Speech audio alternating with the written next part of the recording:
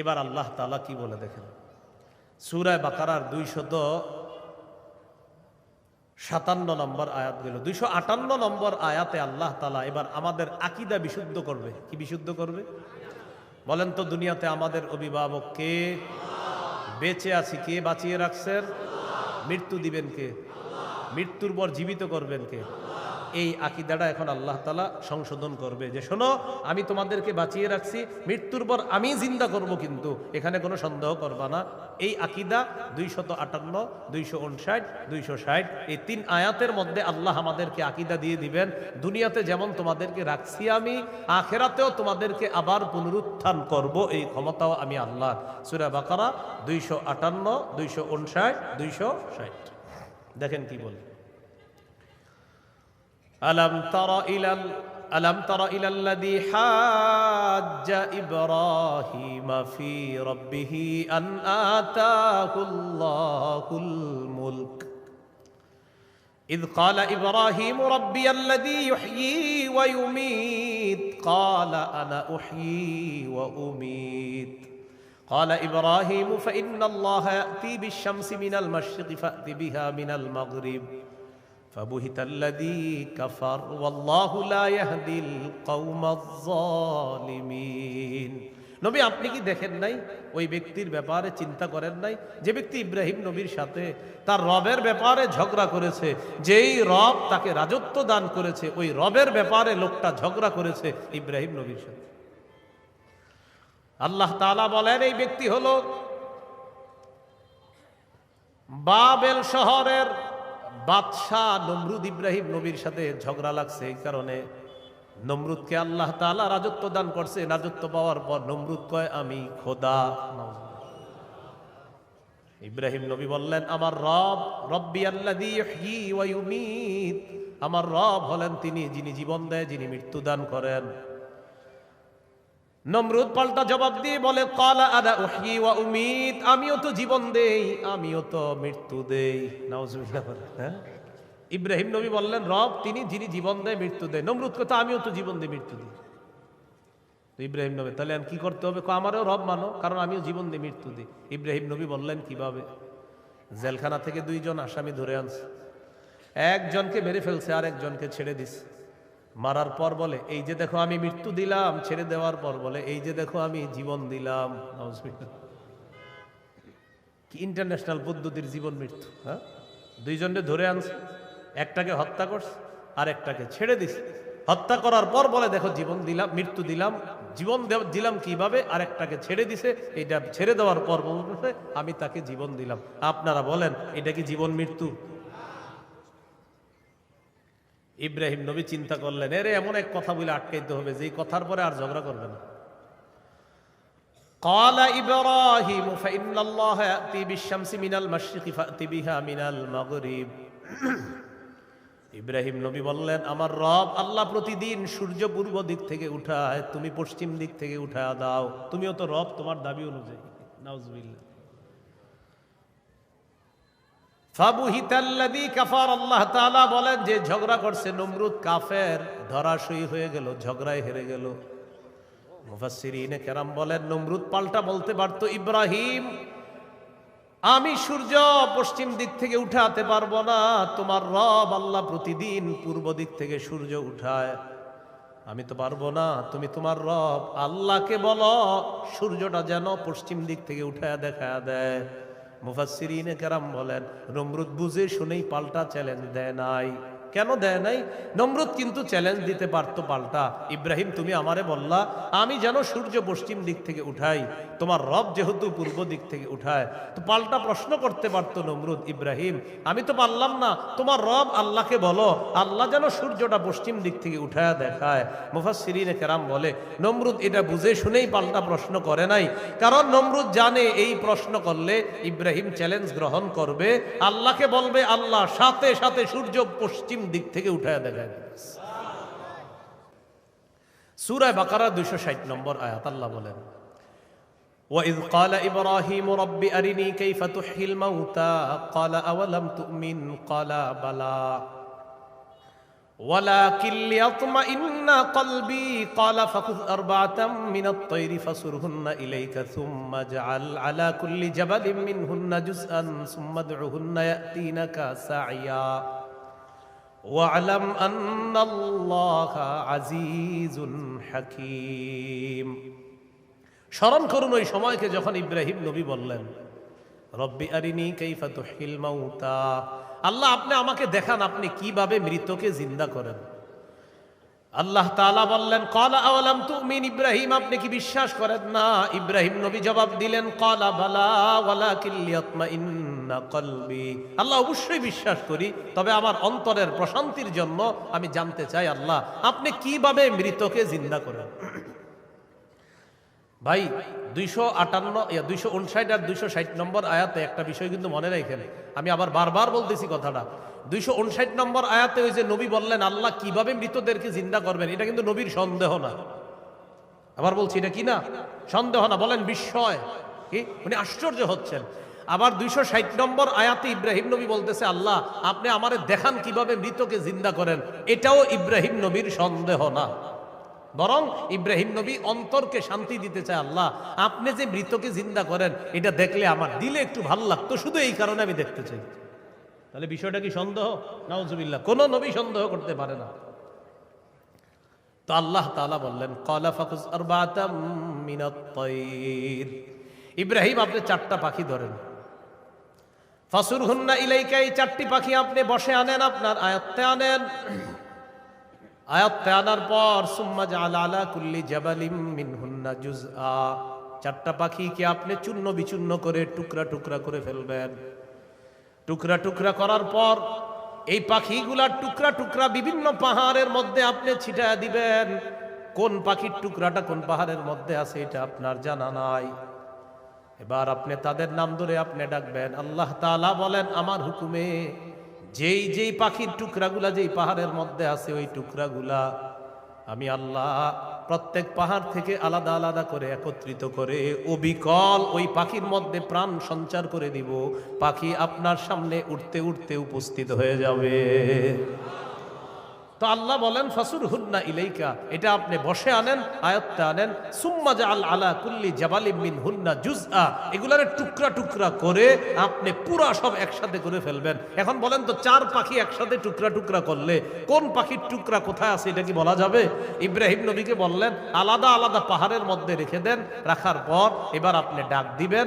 ডাক দেওয়ার পর দেখবেন ওই আলাদা টুকরাগুলা একত্রিত হয়ে যেই যেই পাখির টুকরা আমি আল্লাহর হুকুমে ওই পাখির শরীরে যাবে, আমি প্রাণ সঞ্চার করে দিব, পাখি আপনার সামনে উঠতে উঠতে উপস্থিত হয়ে যাবে। শেষে আল্লাহ বলেন ওয়ালাম, জেনে রাখেন আল্লাহ আজিজুল হাকিম, আল্লাহ মহাপরাক্রমশালী, আল্লাহ মহাপ্রজ্ঞাময়। 3টি বিষয়। 1 নাম্বার বলেন আল্লাহর কাছে মনোনীত ধর্মের নাম কি?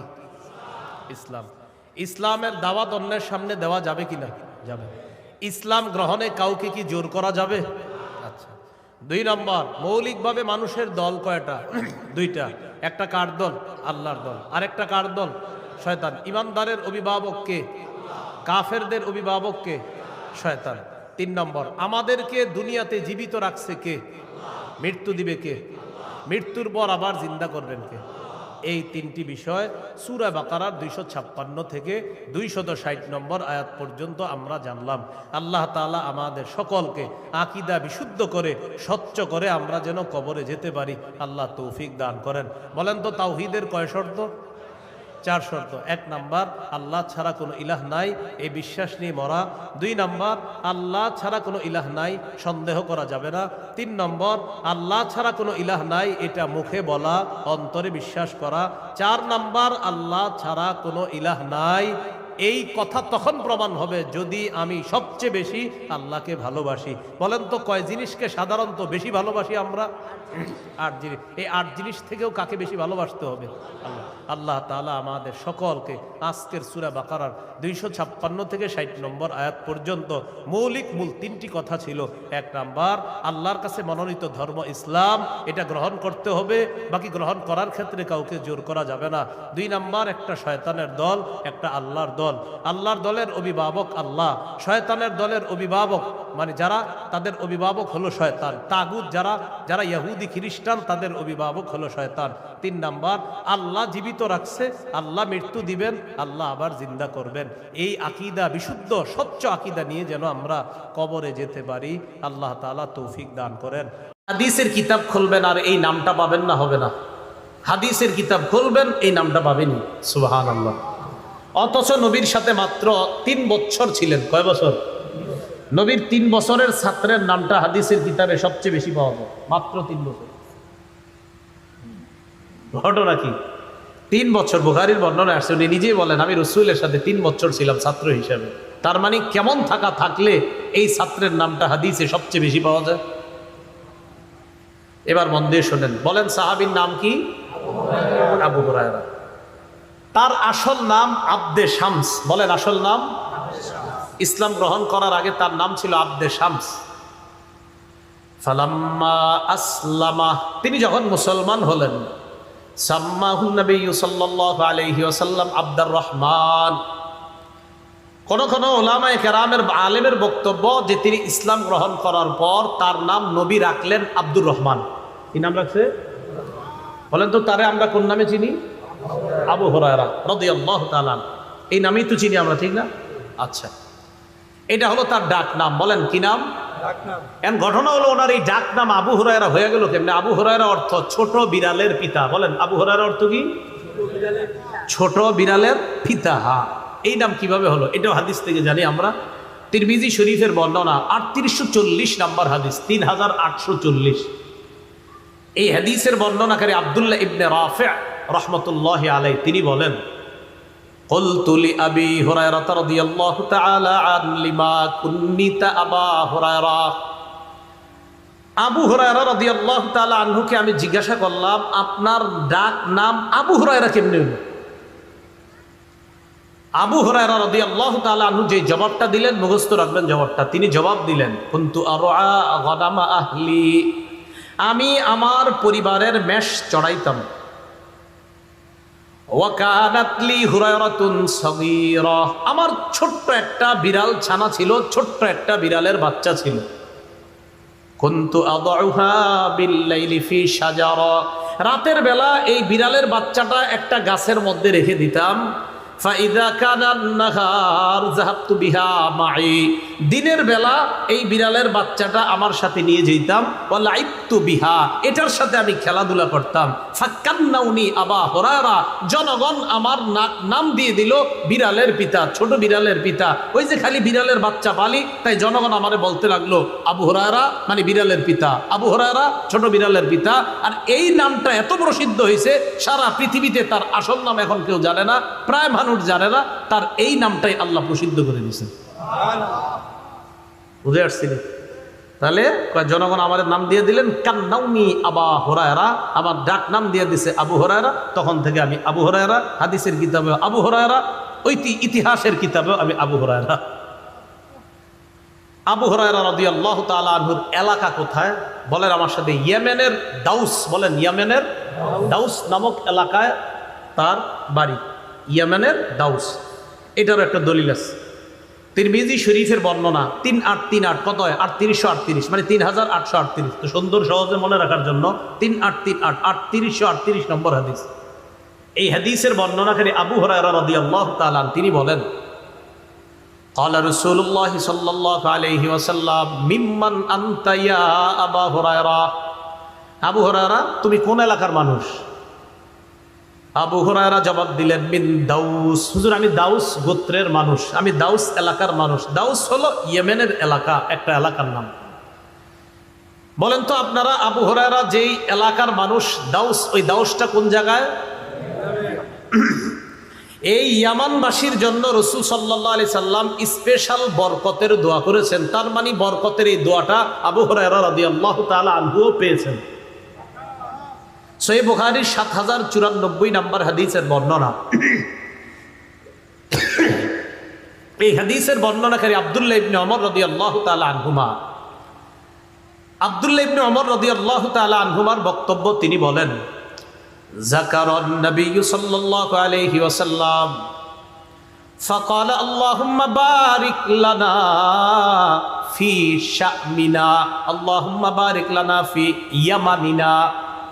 ক্বালু ওয়া ফি নাজদিনা, ক্বালা আল্লাহুম্মা বারিক লানা ফি শামিনা, আল্লাহুম্মা বারিক লানা ফি ইয়ামানিনা। রাসূলুল্লাহ সাল্লাল্লাহু আলাইহি সাল্লাম বললেন, আল্লাহ আপনি আমাদের শামে বরকত দেন, আমাদের ইয়েমেনে আপনি বরকত দেন। সাহাবীগণ বললেন, হুজুর নজদের জন্য একটু দোয়া করেন। নবী আবার দোয়ায় বললেন, আল্লাহ আপনি আমাদের শাম মানে বর্তমান সিরিয়া, আল্লাহ আপনি সিরিয়ায় বরকত দেন, ইয়েমানে বরকত দেন। সাহাবীগণ বললেন, হুজুর নজদের বরকতের দোয়া করেন। নবীজি তৃতীয়বার বলার পর বললেন, হুনাকা জালাজিলি ওয়াল ফিতান, আরে নজদের মধ্যে প্রচুর পরিমাণ ভূমিকম্প হবে, ফিতনা হবে, বালা মুসিবত আসতে থাকবে, অবিহা ইয়াতলু করনুশ শায়তান, আর সেখান থেকে শয়তানের শিং উদিত হবে। এজন্য সেই এলাকার জন্য দোয়া করলেন না। বুঝাইতে চাইলাম, আবু হুরায়রা রাদিয়াল্লাহু তাআলা আনহু যে এলাকার, সেই এলাকার বরকতের দোয়া কে করেছেন? নবীজি। খুব মন দিয়ে বুঝলে আশা করি কেউ আপনাদেরকে ইনশাল্লাহ কথাবার্তা যদি বলে অন্তত বলতে পারবেন যে যেই মানুষটার এলাকার বরকতের দোয়া নবী করলেন, এই মানুষটার সমালোচনা তুমি কিভাবে করো। এই তো গেল তার এলাকা। এবার আসেন তার খাদ্য। আবু হুরায়রা রাদিয়াল্লাহু তাআলা আনহুর খাদ্য, এই খাদ্যে যেন বরকত হয় এই দোয়াও নবী করছেন। তিরমিজি শরীফের বর্ণনা ৩৮৩৯ মানে ৩৮৩৯ এই হাদিসের মধ্যে আসছে, রাসূলুল্লাহ সাল্লাল্লাহু আলাইহি ওয়াসাল্লাম এক জায়গায় অবস্থান করতেছে। আবু হুরায়রা রাদিয়াল্লাহু তাআলা আনহু নবীজির কাছে আসলেন। আবু হুরায়রা রাদিয়াল্লাহু তাআলা আনহু বলেন, আতাইতু রাসূলুল্লাহি সাল্লাল্লাহু আলাইহি ওয়াসাল্লাম বিতামারাত, আমি রাসূলুল্লাহ সাল্লাল্লাহু আলাইহি সাল্লামের কাছে কিছু খেজুর নিয়ে আসলাম। খেজুরগুলা একটা মিজওয়াদের মধ্যে ছিল। আরবিতে মিজওয়াদ এর অর্থ হলো থলে বা একটা পাত্র, এই পাত্রের মধ্যে খেজুরগুলা ছিল। খুব বুঝেন, তিরমিজির ৩৮৩৯ নম্বর হাদিস। তো নবীজির কাছে আইসা আমি বললাম, উদুল্লাহ, হুজুর আল্লাহর কাছে একটু দোয়া করেন। কি দোয়া করব? হুজুর আল্লাহর কাছে দোয়া করেন, আল্লাহ যেন এটার মধ্যে বরকত দেয়। উদুল্লাহ ফিহিন্না বিল বারাকা, আপনি আমার এই খেজুরগুলাতে যাতে প্রচুর বরকত হয় এই দোয়াটা আপনি আল্লাহর কাছে করেন। একটু বুঝেন, আবু বকর সিদ্দিক রাদিয়াল্লাহু তাআলা আনহু খলিফা ছিলেন প্রায় 2 বছর ধরে আমরা, বা একটু কম বেশি। ওমর ফারুক ছিলেন 10 বছর, ওসমান 11-12 বছর, 12 যদি ধরি, 10 আর 12 22, আবু বকরের 2 প্রায় 24। তো একটু বুঝে নিবার, রাসূলুল্লাহ সাল্লাল্লাহু আলাইহি সাল্লামের কাছে আবু হুরায়রা আসছে। দেখেন, মনে রাখবেন কিন্তু আবু বকরের খেলাফত, ওমরের খেলাফত, ওসমানের খেলাফত। কেন বললাম একটু পরে বুঝবেন। আবু হুরায়রা রাদিয়াল্লাহু তাআলা আনহু খেজুর নিয়ে আসলেন, বললেন, হুজুর বরকতের দোয়া করেন। নবীজি সাল্লাল্লাহু আলাইহি সাল্লাম বরকতের দোয়া করে দিলেন। নবীজি সাল্লাল্লাহু আলাইহি সাল্লাম বরকতের দোয়া কিভাবে করলেন? আবু হুরায়রা বলেন, জম্মাহুন্না, খেজুর সবগুলারে এক জায়গায় করলেন, করার পর সুম্মা দাআলি ফিহিন্না বিল বারাকা, এই খেজুরগুলাতে যেন বরকত হয় নবী আমার জন্য দোয়া করলেন। দোয়া করার পর আমাকে বললেন, খুযহুন্না ওয়াজআলহুন্না ফি মিজওয়াদিকা, আবু হুরায়রা খেজুরগুলা নাও, তোমার থলের মধ্যে খেজুরগুলা রেখে দাও। আবু হুরায়রা বলেন, থলের মধ্যে রাখলাম। রাখার পর নবীজি আমারে বললেন, শোনো, কুল্লামা আরাদতা আন তাকুলা মিনহু, তুমি যখনই খেজুর খাইতে চাইবা, আদখিল ফিহি ইয়াদাকা, তখনই তোমার হাতটা থলের মধ্যে ঢুকাইবা, প্রবেশ করাইবা, সেখান থেকে খেজুর নিবা, খাইবা। ওয়ালা তানসুরহু নাসরা, কখনো এই ঝুড়িটা, এই থলেটা, এই প্লেটটা, পাত্রটা এইভাবে ঝেড়ে ফেলে দিও না, তুমি খালি হাত দিবা আর খেজুর নিবা। কথা বুঝে আসছি? এবার আসেন খেলাফতের আমল কেন বললাম। আবু হুরায়রা বলেন, এইভাবে দোয়া করে দেওয়ার পর আমি ওখান থেকে হাত দিতাম, আল্লাহর রাস্তায় খেজুর দান করতাম। কুন্না নাকুলু, আমাদের পরিবারের সবাই খেজুর খাইতাম। অনুতইমু, অন্যদেরকেও খেজুর খাওয়াইতাম। আবু হুরায়রা বলেন, শুধু তাই নয়, এইভাবে চলতে ছিল। আমি খেজুর খাইতাম, অন্যদেরকে খেজুর খাওয়াইতাম। লা ইউফারিকু হাকবি, আমার খেজুরের এই থলেটা আমার কোমর থেকে কখনো আলাদা হইতো না, হাত্তা ইদা কানা ইয়াউমু কতলি ওসমান, যেদিন হযরতে ওসমান শহীদ হয়ে গেলেন, ইন্নাহু ইনকাতা, খেজুরের থলেটা এখান থেকে সরে গেছে, পড়ে গেছে, এর মানে তখন ঝরে পড়ে গেছে। ওই যে রাসূল বলছিলেন একবারে ঝেড়ে ফেলে দিও না, কিন্তু ওসমান যেদিন শহীদ হয়েছে ওই দিন আমার থেকে এটা ছুটে পড়ে গিয়েছে। এর আগ পর্যন্ত আমি কখনো দেখি নাই ভিতরে, শুধু হাত দিতাম আর যত পরিমাণ খেজুর দরকার আমি খাইতাম, অন্যকে খাওয়াইতাম, আল্লাহর রাস্তায় দান করতাম। আবু হুরায়রা দেশেও বরকত, খাদ্যেও বরকত, কারে নিয়ে সমালোচনা, এটার একটা কারণ আছে। হাদিস অস্বীকারীরা এই সাহাবীদের সমালোচনা যদি করতে পারে, তারে যদি সমালোচনা আনতে পারে যারা হাদিস অস্বীকার করে, ইদারিং তো এই ফিতনা ভয়ঙ্কর।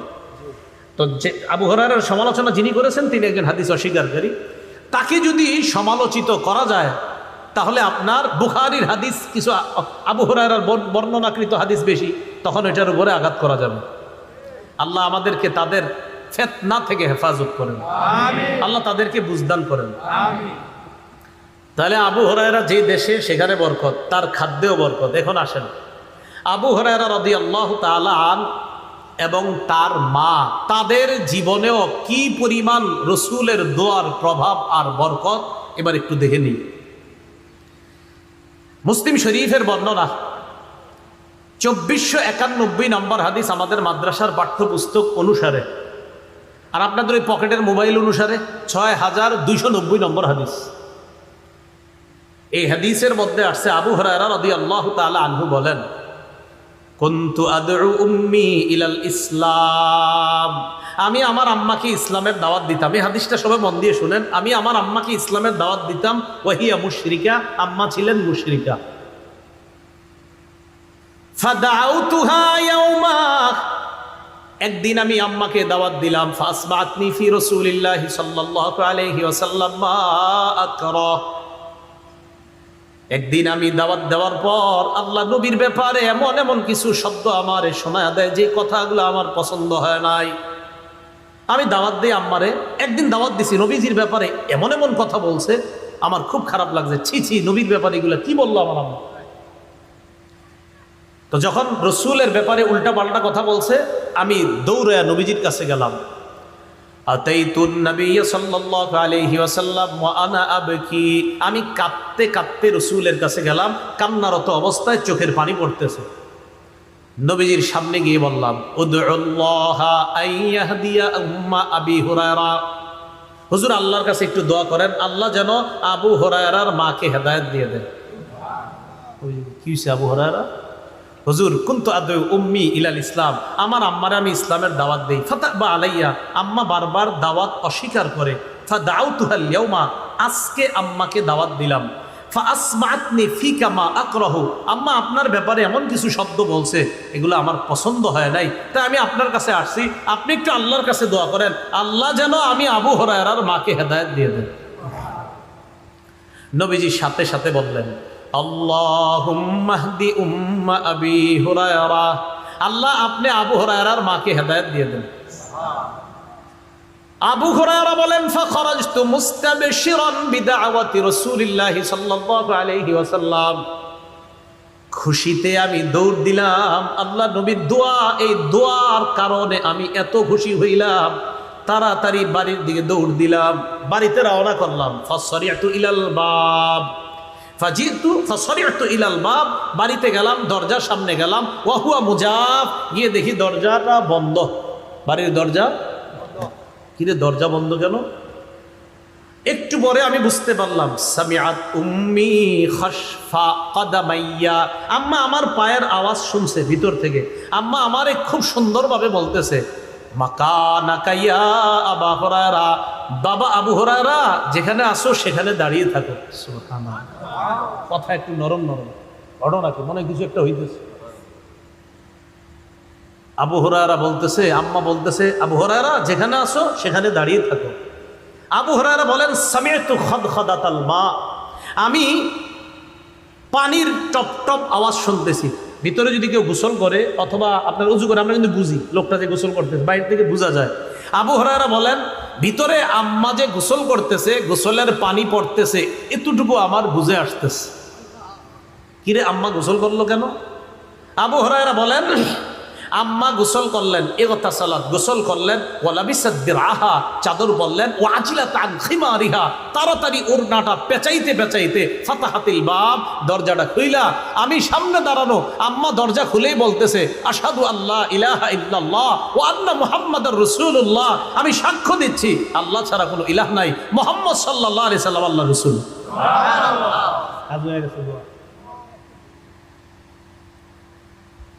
তো যেই সাহাবী আর তার মা এই অবস্থা হয়েছে, এবার দেখেন পুরাটা শেষ হয়নি। আবু হুরায়রা যখন মা এটা বলছে, ঘরে না ঢুইকা আবার দৌড় নবীজির কাছে। আগের বার দৌড় দিছে, যাওয়ার পরে কি অবস্থায় ছিল? চোখে পানি। আবু হুরায়রা বলেন, আজকে যে আমি গেলাম, এই যে এখন যে আবার গেলাম আম্মার সামনে থেকে, ও আনা আবকি মিনাল ফারাহ, এখনো কাঁদতেছি, তবে এটা খুশির কান্না। আগে গেছি কাঁদতেছি, এখনো কাঁদতেছি, এটা খুশির কান্না। আমি নবীজির কাছে গিয়ে বললাম, ইয়া রাসূলুল্লাহ, সুসংবাদ গ্রহণ করেন, ইস্তাজাবাল্লাহু দাওয়াতাক, আল্লাহ আপনার দোয়া কবুল করেছেন, ওয়া হাদা উম্মা আবি হুরায়রা, আবু হুরায়রার মাকে আল্লাহ হেদায়েত দিয়েছে। নবীজি হামিদাল্লাহ, আল্লাহর প্রশংসা করলেন, ওয়াসনা আলাই, এবং আল্লাহর শুকরিয়া আদায় করে প্রশংসা সুলভ কিছু বাক্য বললেন। আবু হুরায়রা রাদিয়াল্লাহু তাআলা আনহু বলেন, ইয়া রাসূলুল্লাহ, আরেকটা আবদার ছিল আপনার কাছে। কি আবদার? তোমার আম্মা মুসলমান হয়েছে, আর কি? উদউল্লাহ, হুজুর আল্লাহর কাছে আরেকটা দোয়া করেন। কি? উদউল্লাহ আইয়ুহাব্বিবানি আনা ওয়া উম্মি ইলা ইবাদিহিল মুমিনিন ওয়া ইউহাব্বিবাহুম ইলাইনা। ইয়া রাসূলুল্লাহ, আল্লাহর কাছে আপনি দোয়া করেন, আল্লাহ যেন আমাকে আর আমার মাকে পুরা দুনিয়ার সমস্ত ইমানদারদের কাছে ভালোবাসার পাত্র বানায়া দেয়। হুজুর আল্লাহর একটু বলেন, আমাকে আর আমার আম্মাকে আল্লাহ যেন গোটা জগতের সব মুমিনদের কাছে মহব্বতের পাত্র বানায় দেয়। এই জন্য ওলামায়ে কেরামদেরকে জিজ্ঞাসা করবেন, আবু হুরায়রা রাদিয়াল্লাহু তাআলা আনহুর নামটা ওলামায়ে কেরাম আমরা সবাই যখন পড়ি এত শ্রদ্ধার সাথে, এত একটা ভালো লাগা কাজ করে কেন? ওই যে নবী আল্লাহর কাছে দোয়া করছে। তো নবীজি আল্লাহরে কি সুন্দর করে বলছে দেখেন, আল্লাহুম্মা হাব্বিব উবাইদাকা হাদা ইয়ানি আবু হুরায়রা ওয়া উম্মাহ ইলা ইবাদিকাল মুমিনিন। আল্লাহ, আপনি আপনার এই ছোট বান্দাটা, আবু হুরায়রাকে বলতেছে ছোট বান্দা, নিজের ছাত্রকে ছোট বান্দা একটা মানুষ কখন বলে? মা, মোহাব্বত কি পরিমাণ! আল্লাহ, আপনি আপনার এই ছোট বান্দা আবু হুরায়রা আর তার মাকে গোটা দুনিয়ার মুমিন যারা আছে আপনার মুমিন বান্দা, তাদের কাছে প্রিয় পাত্র, ভালোবাসার পাত্র বানায়।